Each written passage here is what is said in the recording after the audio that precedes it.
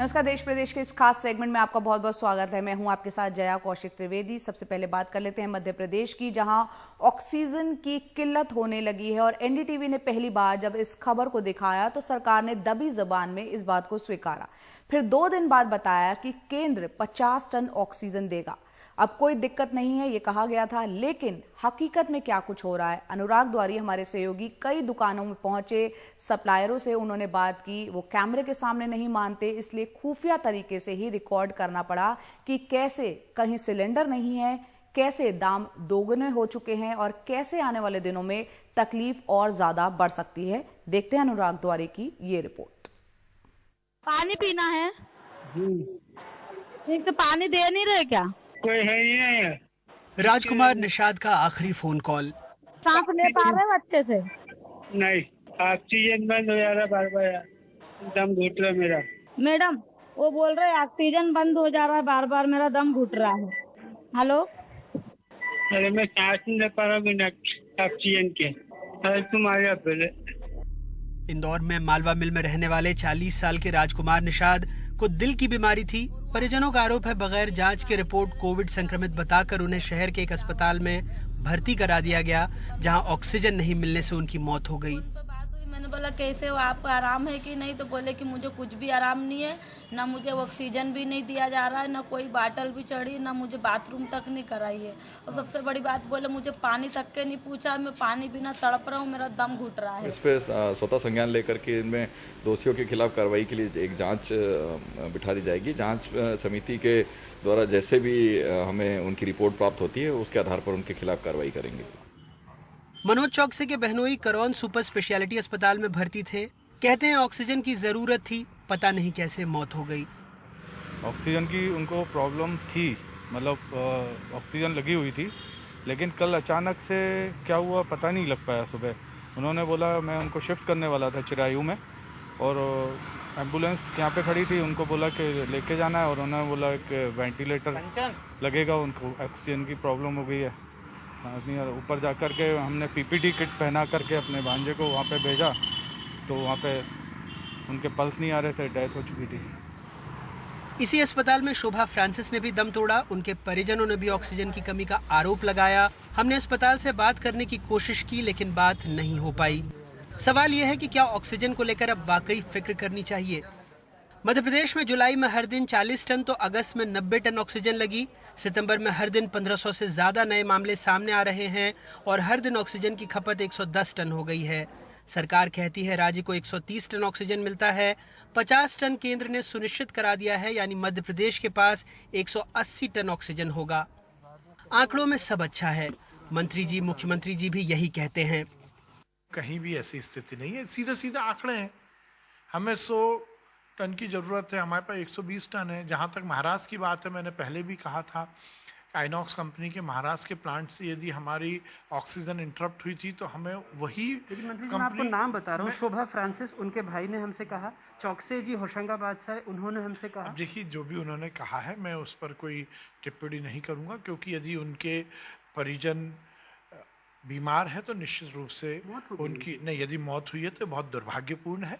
मैं इस पर कोई टिप्पणी नहीं करना चाहता, पर मैं ये आपको कह रहा हूँ कि ऑक्सीजन से रिलेटेड कहीं कोई दिक्कत नहीं है। ऑक्सीजन को लेकर तो कोई दिक्कत नहीं। चलिए, कहीं कोई दिक्कत नहीं तो फिर भोपाल में ऑक्सीजन सप्लाई करने वाले दुकानदारों की बात सुन लीजिए। 800 रुपये रेंट है और 300 रुपये गैस चार्ज है। और अगर खरीदने जाए तो खरीदोगे आप तो 5500 रुपये का। दूसरी दुकान आते ही सिलेंडर के भाव 500 रुपये और बढ़ गए। ये 12 वाला है, 10 वाला, 12 वाला, 10 वाला, 12 में कितने का आ जाता है और 10 वाला कितने का आ जाएगा?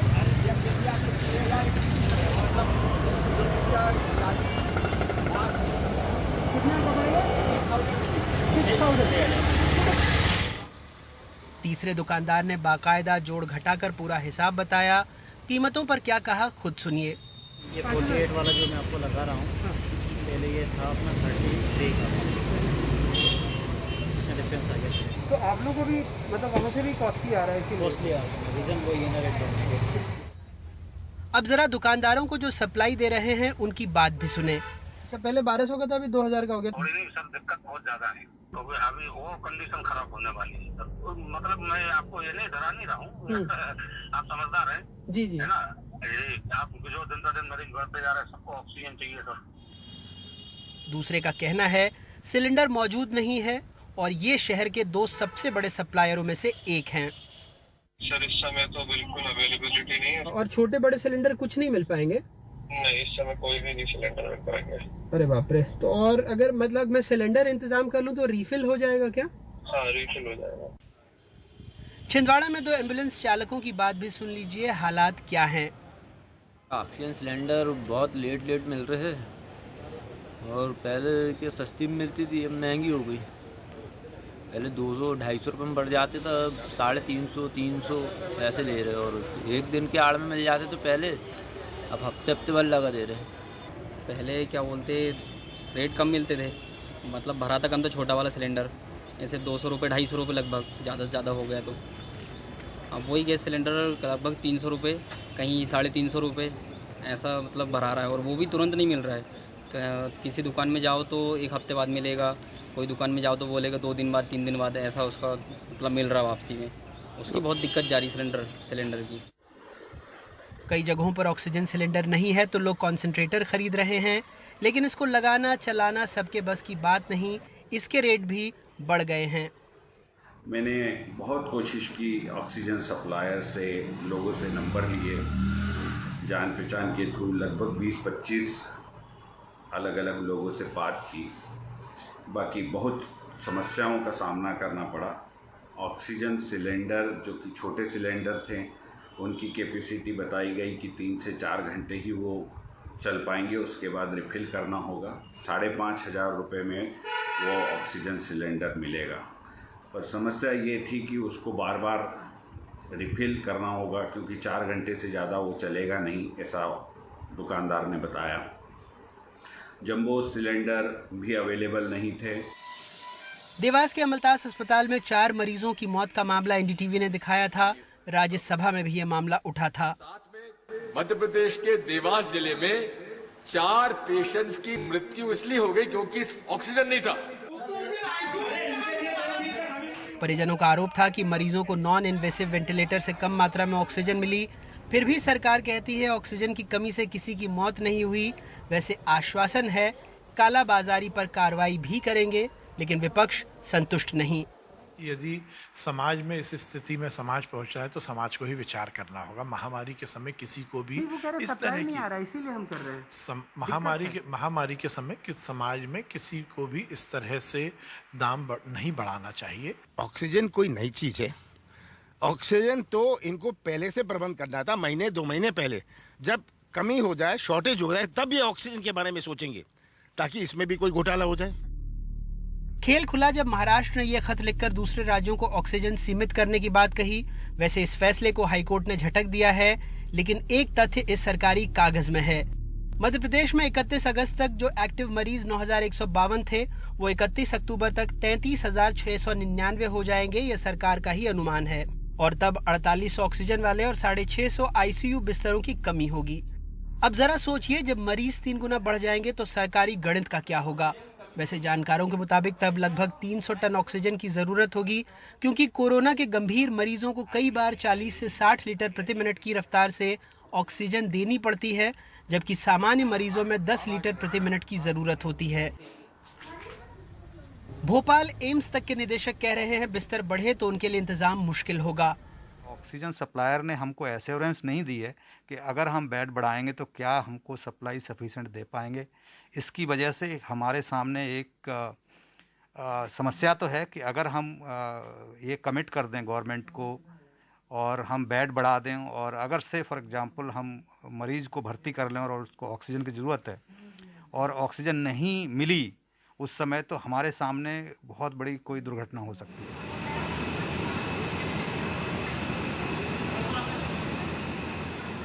ऑक्सीजन को लेकर एक दिक्कत इन कारोबारियों की भी है, जिनकी सप्लाई लगभग बंद है, इसलिए काम ठप और सब सड़क पर। देश में लगभग 6,800 मीट्रिक टन लिक्विड ऑक्सीजन का उत्पादन होता है, खपत इसकी आधी है। सरकार कह रही है उत्पादन का गणित ठीक है, प्रबंधन का गड़बड़ है, इसलिए उसने 5 सूत्रीय एजेंडा बनाया है। लेकिन जब किसी राज्य में मांग 10 गुना बढ़ जाएगी तो जाहिर तौर पर जो प्रबंधन, उत्पादन सबका गणित है वो गड़बड़ हो जाएगा। लेकिन फिलहाल इसकी तरफ किसी का ध्यान नहीं है, क्योंकि स्वास्थ्य सिर्फ चुनावी नारों में है, हमारी प्राथमिकताओं में नहीं। जब पहले हम वेंटिलेटर की बात करते थे तो लोग समझते थे कि ये मजाक में बात कही जा रही है या उनके जहन में नहीं आता था, लेकिन अब सब जानते हैं कि वेंटिलेटर की कितनी ज़्यादा ज़रूरत है और आने वाले दिनों में यही बात ऑक्सीजन को लेकर भी कही जाएगी। इंदौर में हेमंत, जबलपुर से संजीव, छिंदवाड़ा से सचिन चौधरी और भोपाल से कैमरा पर्सन रिजवान खान के साथ अनुराग तिवारी, NDTV इंडिया।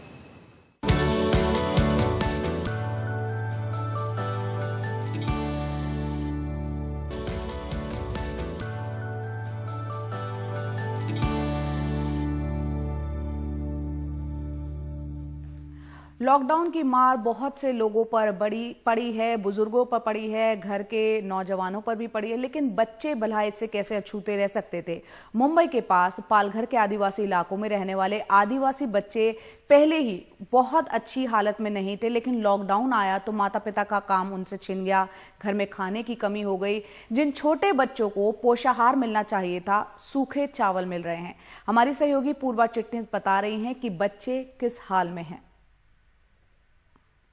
मिलिए जुड़वा रुपेश और रूपाली से, जो 1 साल और 1 महीने के हैं, लेकिन उनका विकास सही तरीके से नहीं हो पा रहा है। उनको खाने के लिए सिर्फ सूखा चावल मिलता है। आता पैसा राहतो कुठला भाजीपाला आणशील? पैसा राहतो ताच ना भाजीपाला आणता हूं। मुंबई से महज 130 किलोमीटर दूर पालघर जिले के जवाहर तालुका में तरलपाड़ा में आदिवासी रहते हैं, जिनमें से ज्यादातर पड़ोस के थाने और भिवंडी में मजदूरी करते हैं। जाई तरल के परिवार में 8 सदस्य है, नाती पोतों समेत। उनका बेटा निर्माण कार्यों में मजदूरी करता रहा है, लेकिन लॉकडाउन की वजह से काम नहीं है। संकट परिवार के लिए खाने का हो गया है। मेला तर गरीब माणसा काय भेटेल तर खायचं, नाही तर मग काय उपास राहायचा। मोठाले मग एक टाइम राहावाच ना, मोठाले बारीकली मर नाही, बारीकला देता हूं। कुछ दूरी पर प्रमीला भामरे रहती है। उनका बेटा उमेश 3 साल का है।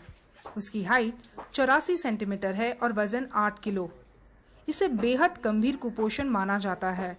उनका 9 साल का भी बेटा है जो रेसिडेंशियल स्कूल में पढ़ता है, लेकिन लॉकडाउन की वजह से स्कूल बंद है और वो घर पर ही है। प्रमीला कहती है कि इस वजह से भी थोड़ा बोझ पड़ गया है। छोटा पण आहे ना, मग 4 माणसांचं बनवायचं जेवण, तर लहान मुलाची काळजी घ्यायलाच लागेल असं वाटतं। काय कधी मोठा होतो आणि कधी नाही, चांगला बरा, एक तर वजन त्याचा कमी ना, त्याच्यामुळे। पालघर जिला महाराष्ट्र के सबसे पिछड़े जिलों में से एक माना जाता है। यहाँ कुपोषण एक गंभीर समस्या है और इसकी वजह से छोटे बच्चों का सही विकास नहीं हो पा रहा है। कोरोना की वजह से लॉकडाउन ने समस्या को और बढ़ा दिया है। महिला और बाल विकास विभाग के मुताबिक पिछले 6 महीनों में पालघर में कुपोषण की समस्या में 2.3% की बढ़ोतरी हुई है। इलाके में काम करने वाले सामाजिक कार्यकर्ता कहते हैं कि गरीबी रेखा से नीचे रहने वाले लोगों को राशन मुहैया करवाने की राज्य सरकार की योजनाएं हकीकत में सही काम नहीं कर रही है। लोगों का भी कहना है कि लॉकडाउन के दौरान उनको बड़ी मुश्किल से हर महीने एक सदस्य के 2 किलो अनाज मिला। आता 2-3 किलो असेल तर त्या 3 टाइम कसा पुरल द्या, मग ती मागे कोडकते आणि ओरे त्या 3 टाइम भाजी करा तर कोड पुरत है। पालघर से सटे जवाहर के बच्चे कुपोषित है क्योंकि उन्हें पूरा भोजन नहीं मिल पा रहा है। उनके घर वाले जो कि मजदूर है, उनको अभी भी रोजगार नहीं मिल रहा है, जिसकी वजह से वो अपने बच्चों को पूरी तरह से खाना नहीं खिला पा रहे हैं। और अगर ऐसे ही चलता रहा तो यहाँ की परिस्थिति बहुत ही जल्द गंभीर हो सकती है। जवाहर से कैमरा पर्सन प्रवीण जी रोहित के साथ पूर्वा चिटनिस, NDTV इंडिया।